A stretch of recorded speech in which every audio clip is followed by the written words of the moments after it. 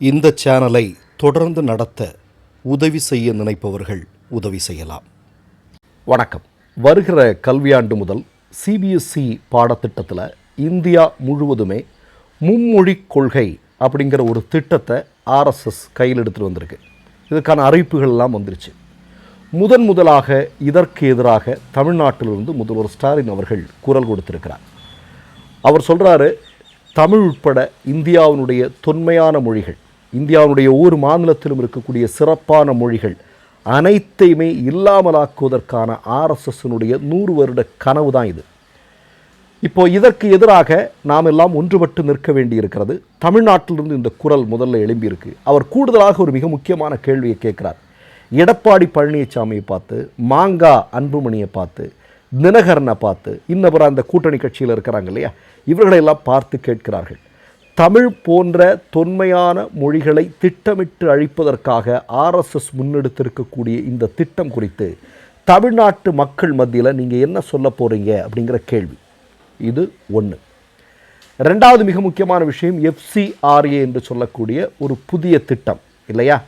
இந்தியாவில் இருக்கக்கூடிய இஸ்லாமியர்களுடைய சொத்துக்கள், கிறிஸ்தவர்களுடைய சொத்துக்கள், இதை எல்லாத்தையும் எப்படியாவது ஆட்டை போடுவதற்கு தினமும் யோசித்து கொண்டிருக்கிறது ஆர்எஸ்எஸ் கும்பல். இப்போ இந்தியாவில் இருக்கக்கூடிய கிறிஸ்தவ மிஷினரிகள் கைகளில் இருக்கக்கூடிய சொத்துக்கள், இதெல்லாம் எப்படி என்ன பண்ணுறது அப்படிங்கிறதுக்காக கொண்டு வரப்பட்டிருக்கக்கூடிய ஒரு மிக முக்கியமான திட்டம் தான் FCRA. இதற்கு எதிராக கேரளம், தமிழ்நாடு மாதிரியான மாநிலங்கள் கொதித்தெழுந்திருக்கிறார்கள் அப்படிங்கிறத நம்ம கண்கூடாக பார்த்து கொண்டிருக்கிறோம். குறிப்பாக இந்தியாவில் இருக்கக்கூடிய சேவை மனப்பான்மையோடு இயங்கக்கூடிய சமூக அமைப்புகள், இதே மாதிரியான கிறிஸ்தவ அமைப்புகள், இவர்களையெல்லாம் முழுமையாக முடக்குவதற்கு இவனுக்கு ஒரு திட்டம் போகிறாங்க. ஆனால் தற்போது அதை தள்ளி வைத்திருக்கிறார்கள். அதற்கு காரணத்தை முதல்வர் சொல்கிறார். என்ன சொல்கிறார் அப்படின்னா, அஸ்ஸாமிலையும் கேரளா மாதிரி, அதே மாதிரி நீங்கள் தமிழ் மாதிரியான இடங்களில் தேர்தல் நடக்கிறது அப்படிங்கிற காரணத்திற்காக தான் இவங்க தள்ளி போடுறாங்க. மற்றபடி கண்டிப்பாக இதை கொண்டு வந்துடுவானுங்க அப்படின்னு. இப்போ கொண்டு வருவதற்காக இன்னொரு திட்டம் ஒன்று ஆர்எஸ்எஸ் திரைமறைவில் செஞ்சிட்ருக்கு. நமக்கு தெரியும், 500 சொச்சம் பாராளுமன்ற தொகுதிகள் அப்படிங்கிறத 800 சொச்சமாக மாற்றி இருக்கிறார்கள். புதிய பாராளுமன்ற கட்டிடம் கூட அப்படித்தான் வடிவமைக்கப்பட்டிருக்கிறது. அப்படி வடிவமைக்கப்பட்டால் என்ன நடக்கும் அப்படின்னு நமக்கு தெரியும். தென்னிந்தியாவினுடைய பிரதிநிதித்துவம் முழுமையாக இல்லாமலாக்கப்படுவதற்கான வாய்ப்பு உண்டு. பாஜகவை தொடர்ந்து ஆதரிக்கக்கூடிய வட இந்திய மாநிலங்கள் அங்கே சீட் எண்ணிக்கை அதிகப்படுத்துறதுனால தொடர்ந்து ஆட்சி அதிகாரத்தை தக்க வைக்க முடியும் என்கிற ஒரு மிகப்பெரிய திட்டம். அப்படி என்றால் இந்த தமிழ் மொழி, இந்த FCRA, இப்படி முதல்வர் சுட்டி காட்டி இருக்கக்கூடிய எல்லா விஷயங்களையுமே எந்த தங்கு தடையுமின்றி இதை செயல்படுத்துவதற்கு முடியும் அப்படிங்கிறதா இதுக்கு பின்னாடி இருக்கக்கூடிய விஷயம். இப்போ இதையெல்லாம் தொடர்ந்து தேர்தல் பிரச்சார கூட்டங்களில் முதல்வர் பேசுகிறார். இது தேர்தல் பிரச்சார கூட்டங்களில் மட்டுமா பேசுகிறாரு, உடனே சொல்லிடுவானுங்க தேர்தல் நேரத்தில். அவர் எப்போதெல்லாம் தமிழ் மொழிக்கு ஆபத்து ஏற்படுகிறதோ, மாநில மொழிகளுக்கு ஆபத்து ஏற்படுகிறதோ, சிறுபான்மை சமூகத்துக்கு ஏற்படுகிறதோ, அப்போதெல்லாம் இந்த குரல் தமிழ்நாட்டிலிருந்து ஒலித்திருக்கிறது என்பதுதான் உண்மை. அதை யாரும் மறுக்க முடியாது. அதற்கு கடந்த 5 வருட ஆட்சியே சான்று. இப்போ இதெல்லாம் நடந்திருக்கு. இதுக்கு பதில் சொல்ல முடியலை எடப்பாடி பழனிசாமியால், அவருடைய கூட்டணியால் பதில் சொல்ல முடியலை. இப்போ என்ன பண்ணுறாங்க, கலைஞர் கருணாநிதியை முதல்வர் ஸ்டாலின் நல்லா கடைசி காலங்களில் பார்த்துக்கல, அவர் சிறைப்படுத்தப்பட்டிருந்தார் என்கிற ஒரு மிகப்பெரிய பொய்யை இன்னைக்கு எடப்பாடி பழனிசாமி சொல்லிட்டு இருக்கார்.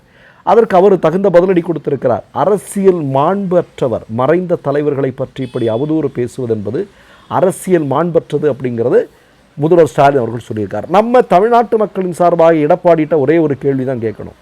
உங்களுடைய தலைவியாக இருந்த மறைந்த ஜெயலலிதா அவர்களுடைய மரணம், அது குறித்த மர்மம் இன்று வரையிலும் விலகி இருக்கிறதா? அவர் எப்படி இறந்து போனார் என்பதற்கான காரணங்கள் இன்றைக்கு வரைக்கும் சமூக ஊடகங்களையும் மற்ற ஊடகங்களையும் பேசுபொருளாக இருந்து கொண்டிருக்கிறது. நீங்கள் ஆட்சி பொறுப்பில் இருக்கும்போது நீங்கள் அதன் பிறகு தான் ஆட்சி பொறுப்புக்கு வந்தீங்க. அதன் பிறகு இந்த மரணம் தொடர்பான விசாரணைகள் எல்லாம் என்ன ஆச்சு? இன்றைக்கு வரைக்கும் அவ்வளவு கேள்விகள் தமிழ்நாட்டு மக்களிடம் இருக்கிறது. தமிழ்நாட்டு மக்களை விட்டுருங்க, தமிழ்நாட்டினுடைய அதிமுக தொண்டர்கள் மத்தியில் ஜெயலலிதா அவர்கள் மரணம் குறித்து, கொடநாடு குறித்தெல்லாம் 1008 கேள்வி, அதில் உங்கள் மேலேயும் சந்தேகம் இருக்கிறது போன்ற விஷயங்கள் இருக்கிறது அல்லவா? இப்போ இவ்வளவு பிரச்சனைகளையும் இவ்வளவு பெரிய அளவிலான கேள்விகளை எதிர்கொண்டிருக்கக்கூடிய ஒரு நபர் உண்மையான முதல்வருடைய கேள்விகளுக்கு இந்த நேரத்தில் பதில் சொல்லாமல் கலைஞரை இது பண்ணுறார் அப்படின்னு சொல்கிறத தமிழ்நாட்டு மக்கள் எப்படி எடுத்துப்பாங்க? அதனுடைய ரிசல்ட் தமிழ்நாட்டில் தேர்தல் முடிவுகளில் வெளிப்படும். ஒன்றுமே அதாவது நீங்கள் ஒன்று பார்க்கணும், வளர்ச்சி திட்டங்கள் குறித்த ஒரு விவாதம், தமிழ்நாட்டில் இருக்கக்கூடிய மத நல்லிணக்கம் தொடர்பான விவாதம், கடந்த காலங்களில் எப்படியாவது கலவர பூமியாக்க தமிழ்நாட்டை மாற்றுவதற்கு முயற்சி செய்த பாஜகவினுடைய தந்திரங்களை எப்படியெல்லாம் முதல்வர் ஸ்டாலின் அவருடைய கூட்டணி கட்சிகள் சேர்ந்து முறையடித்தார்கள் அப்படிங்கிறதெல்லாம் தெரியும். இதை பற்றியெல்லாம் பேசுவதற்கு எடப்பாடிக்கு பிரச்சனை இருக்குது. ஏன்னா அதை பேச முடியாது. அப்போ என்னென்னா, இந்த மாதிரியான அவதூறுகளையும் பொய்களையும் தொடர்ந்து பேசுவது, தோல்வியினுடைய உச்சத்தில் இருக்கக்கூடிய இந்த NDA அதிமுக என்று சொல்லக்கூடிய இந்த கூட்டம் இருக்கிறது அல்லவா, இப்படி பிதற்றி கொண்டிருக்கிறார்கள். அவர்களுக்கு தேர்தலில் தமிழ்நாட்டு மக்கள் சரியான பாடம் புகட்டுவார்கள். மற்றொரு நிகழ்வில் சந்திப்போம். நன்றி, வணக்கம். 3 யூடியூப் சேனல்கள் வியாபாரத்திற்கு இருக்கிறது. தேவைப்படுபவர்கள் இந்த எண்ணுக்கு தொடர்பு கொள்ளுங்கள். மை நேம் இஸ் ரெட் சேனலை சப்ஸ்கிரைப் பண்ணிக்கோங்க.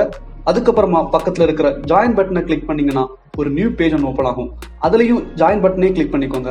அதில் பார்த்தீங்கன்னா credit card, debit card options இருக்கு. இதில் உங்களுக்கு விசா, மாஸ்டர் கார்டு, ரிப்பே அப்படின்னு 3 ஆப்ஷன்ஸ் கொடுத்துருக்காங்க. அதில் நீங்கள் எந்த கார்டு சூஸ் பண்ணுறீங்களோ அந்த கார்டோட நம்பர் என்டர் பண்ணிக்கோங்க. அப்புறமா கார்டோட வேலிடிட்டி மந்த் அண்ட் இயரை டைப் பண்ணிக்கோங்க. அடுத்தபடியாக உங்கள் கார்டோட பின்னால் CVC கோடுன்னு சொல்லிட்டு 3 நம்பர்ஸ் கொடுத்துருப்பாங்க. அந்த நம்பரை இதில் என்டர் பண்ணிக்கோங்க. அப்புறமா அட்ரஸ் அண்ட் இன்ஃபர்மேஷன் என்டர் பண்ணிட்டு பைங்கிற பட்டனை கிளிக் பண்ணிக்கோங்க.